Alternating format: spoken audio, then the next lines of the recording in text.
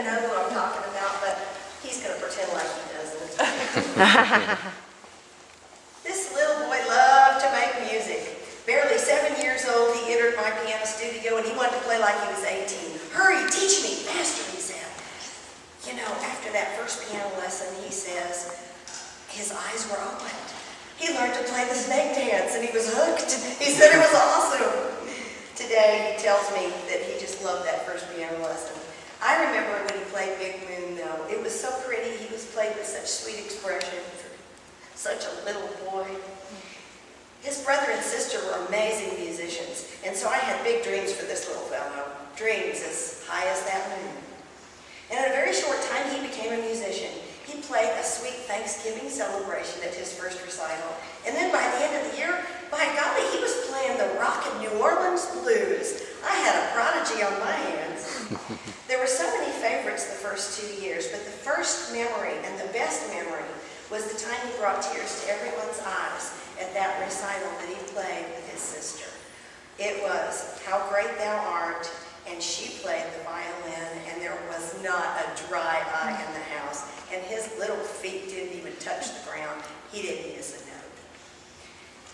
My spirits soared that day as high as the moon. But then my heart broke when his mom said they were moving. Oh no, I thought. And I have to do it so many times. I say goodbye to somebody that I really love. And somebody else was going to reap the benefits of this prodigy, and I was not very happy. But we stayed in touch, and I communicated with his piano teacher, and I wished that I was her. But then, a miracle happened. A miracle of miracles, he was coming back. And in the 7th grade, he came back into my studio, no longer the little boy he used to be.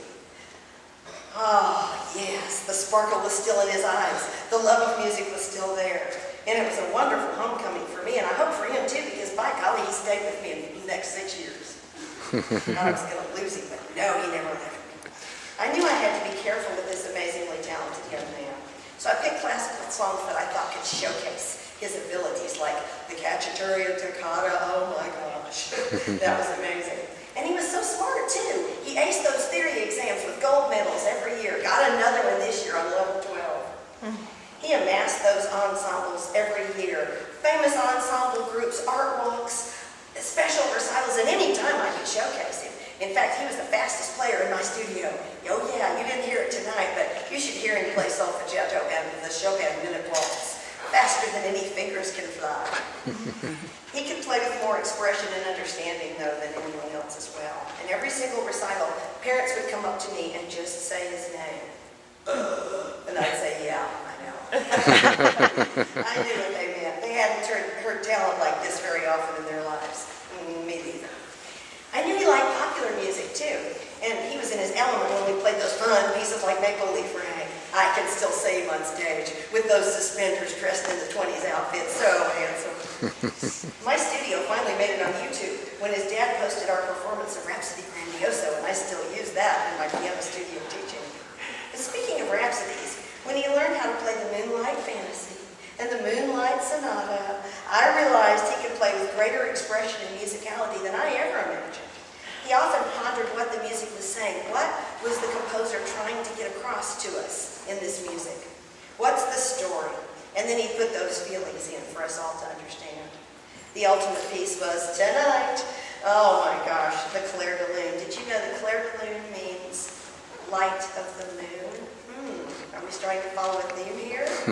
I told him I would never forget that piece as long as I lived, and I won't. But does anybody else see the connection here? All these songs about the moon, starting with Big Moon and ending with Clair de Lune.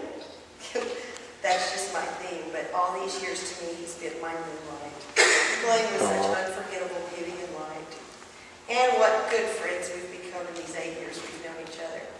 We read each other's mood, and we just flat like each other. We always just loved music. And it was as if I had given him a gift every time I gave him a new piece. Chopin, Debussy, Clementi, anybody. He loved it. If I loved it, he loved it. I found out that he's using his music as a part of the worship team at his church. And I say, bravo, bravo, share that music. God's given him the amazing talent, and he has such a future in front of him. I'm just grateful to be part of this growing up.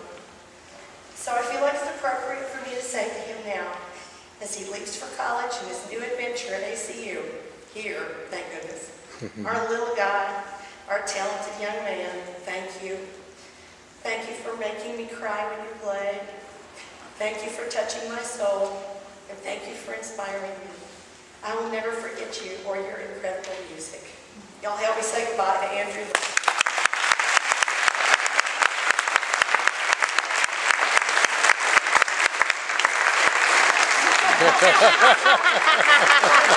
You're leaving. You say goodbye.